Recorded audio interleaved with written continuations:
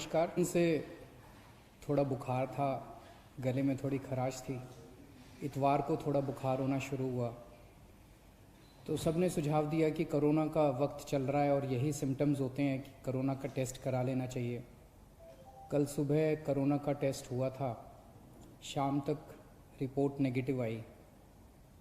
इस दौरान आप सब लोगों ने, बहुत सारे लोगों ने अपनी दुआएं भेजी, अपना आशीर्वाद भेजा और ऊपर वाले की कृपा से टेस्ट नेगेटिव आया। आप सब लोगों का बहुत बहुत तहे दिल से शुक्रिया जिन्होंने अपने शुभकामना संदेश भेजे।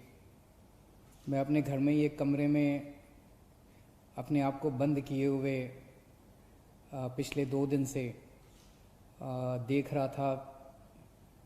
मेरा शरीर तो यहाँ था लेकिन मेरा मन इसी में था कि दिल्ली में किस तरह से और क्या क्या किया जा सकता है कोरोना को कम करने के लिए, लोगों को इलाज कराने के लिए।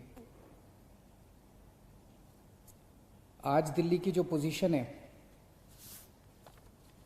दिल्ली में 31,000 टोटल केस हो चुके हैं। इसमें से लगभग 12,000 लोग ठीक होकर घर जा चुके हैं। 18,000 लोग अभी एक्टिव केस हैं जिनको अभी भी बीमारी है। 900 के करीब लोगों की डेथ हो चुकी है। जो 18,000 लोग एक्टिव केसेस हैं, इनमें 15,000 होम आइसोलेशन में अपना इलाज करा रहे हैं। कल SDMA की मीटिंग थी, स्टेट डिज़ास्टर मैनेजमेंट अथॉरिटी। उसमें मुझे भी जाना था, मैं नहीं जा पाया। मनीष सिसोदिया जी और अन्य मंत्रीगण गए थे। LG साहब ने इसकी अध्यक्षता की थी। वहाँ पे जो आंकड़े प्रस्तुत किए गए सरकार द्वारा, वो आंकड़े दिखाते हैं कि आने वाले समय में दिल्ली में कोरोना बहुत तेजी से फैलने वाला है। 15 जून को उम्मीद है कि 44,000 केस हो जाएंगे। जो आज 31,000 केस हैं, ऐसा अनुमान है कि 15 जून तक 44,000 केस हो जाएंगे। 30 जून तक 1 लाख केस हो जाएंगे। 15 जुलाई तक 2.25 लाख केस हो जाएंगे और 31 जुलाई तक लगभग 5,32,000 केस हो जाएंगे दिल्ली में टोटल। और इसको देखते हुए 15 जून तक हमें 6,681 बेड्स की ज़रूरत पड़ेगी। 30 जून तक 15,000 बेड्स की ज़रूरत पड़ेगी। 15 जुलाई तक 33,000 बेड्स की ज़रूरत पड़ेगी। 31 जुलाई तक 80,000 बेड्स की ज़रूरत पड़ेगी। तो चुनौती बहुत बड़ी है। इसमें सबसे पहले तो अपने को ये करना है कि अपने आप को, हमें सबको कोरोना से बचाना है। इसे अब जन आंदोलन बनाना है। 3 बातों को, हमें मास्क पहन के घर से निकलना है, हमें बार बार हाथ धोने हैं, सैनिटाइज करने हैं और सोशल डिस्टेंसिंग करनी है। अभी तक हम कहते थे कि हमें करना है, अब हमें ये भी करना है कि अगर कोई नहीं कर रहा तो उनसे हाथ जोड़ के विनती करनी है कि भाई साहब आप भी कर लीजिए। आपकी सेहत के लिए भी अच्छा है, दूसरों की सेहत के लिए भी अच्छा है।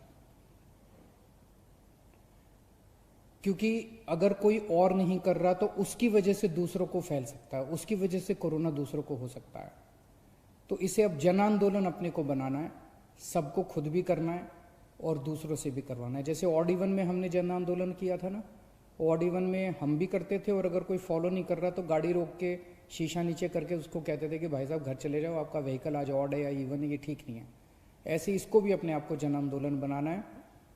अपने को, अपने स्वास्थ्य के लिए ये ज़रूरी है। जितना इसको फॉलो करेंगे उतना चांसेस कम हैं कि आपको कोरोना होगा। दिल्ली की कैबिनेट ने निर्णय लिया था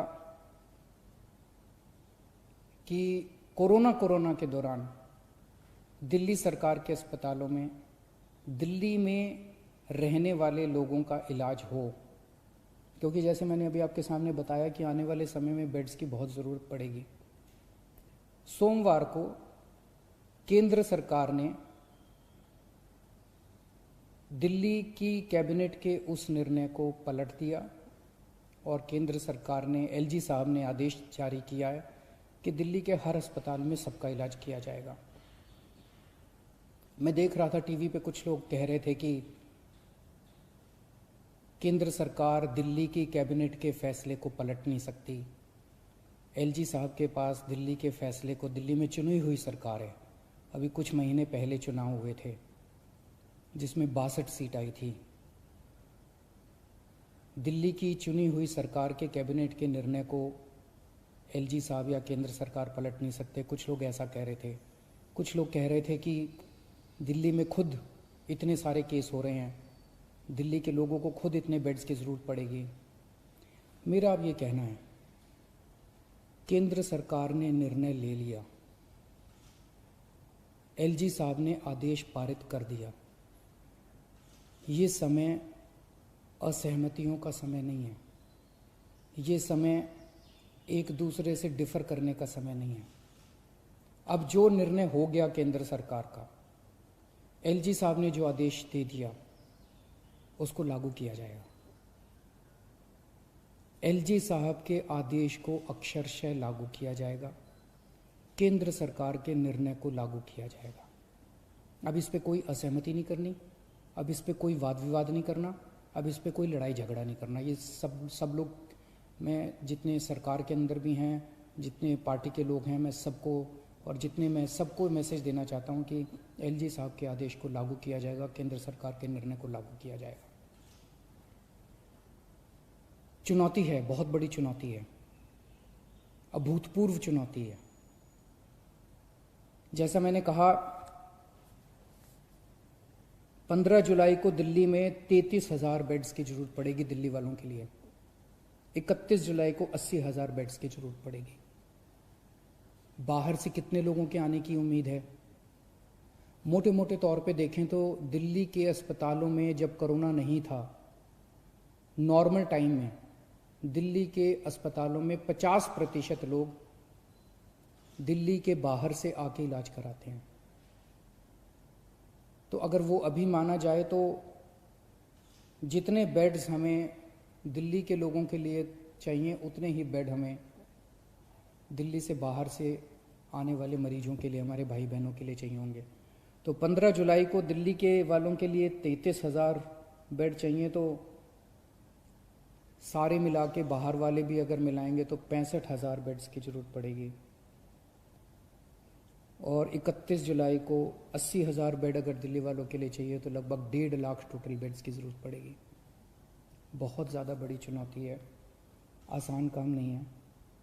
लेकिन इतना मैं कह सकता हूँ कि हम पूरी कोशिश करेंगे, तन मन धन जो बन सकेगा। ये हमारी जिम्मेदारी भी है और ये सेवा का काम है।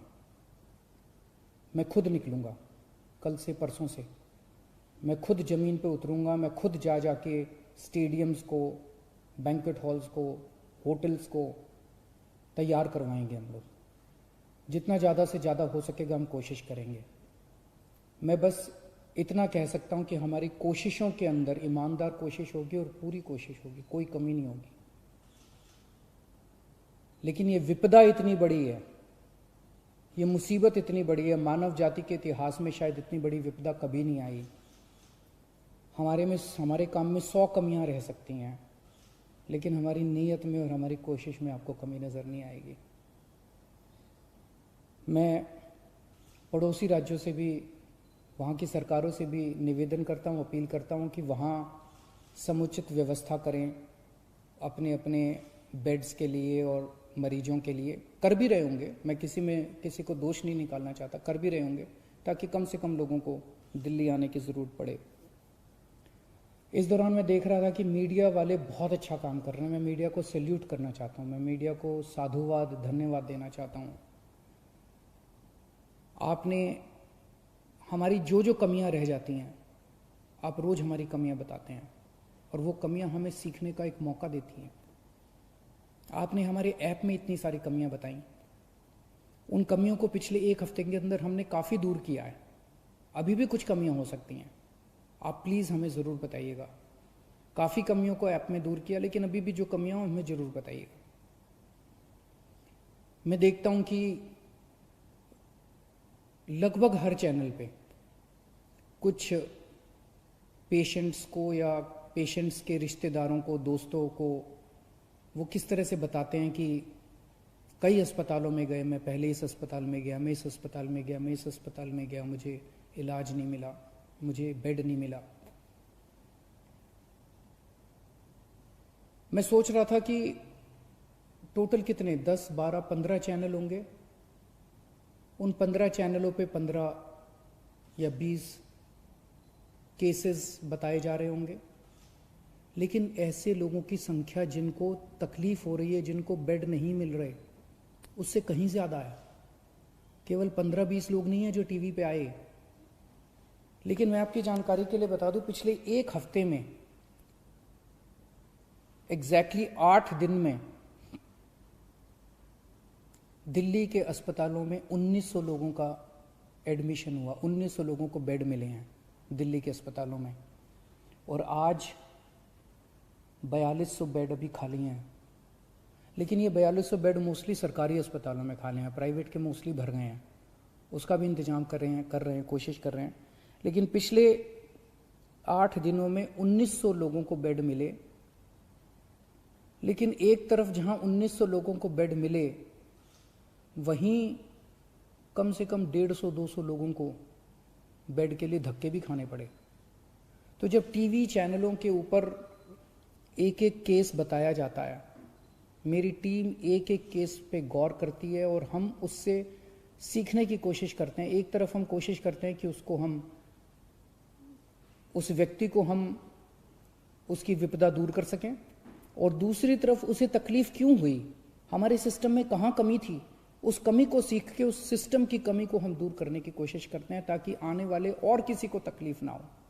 लेकिन फिर भी हम परफेक्ट नहीं हैं, सब कुछ ठीक नहीं है, अभी बहुत सारी कमियां हैं हमारे सिस्टम में, और सब कुछ लेकिन खराब भी नहीं है।